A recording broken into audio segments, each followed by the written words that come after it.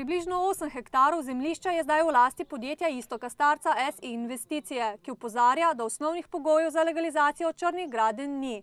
Po osnutkih teh načrtov je predvidena individualna stanovanjska gradnja za 65 objektov, ki naj bi se izgradila v več fazah. Romom, v naselju jih živi okrog 35, je predlagal 5 rešitev. Ena je, da ostanejo na Lokah in zemljo odkupijo po 75 evrov za kvadratni meter, ostale rešitve pa predvidevajo selitev na različne druge lokacije. Tako da še vedno čakam na njihov odgovor glede mojih ponudb za skupno in pa sporazumno rešitev njihovega stanovanjskega problema. Mi smo, da to zemljo odkupimo, nočemo na zastojno nobenega nič, ampak po taki logični ceni. To je izseljevanje za vse to, kakor vemo, v centru Ljubljane je 50 evrov kvadratmetrov, tule pa ni opremljeno komunalno, pa 75 evrov.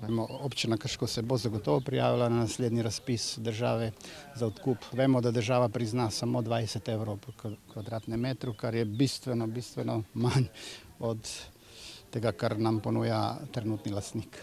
Na Lokah živeči Romi sicer s prstom kažejo na krško občino, da bi jim ta morala pomagati. Občina nas hoče, tako kot nazaj, pred 40 leti nazaj v Šotor. Tukaj, ko jaz razmišljam, oni nas hočejo tule seliti. Jaz ne vem, kam bi šel. Tukaj imam streho nad glavo, da otroci ne spijo po zimi po minus 25 stopinj v Šotor. Iščemo varianto na obstoječi lokaciji.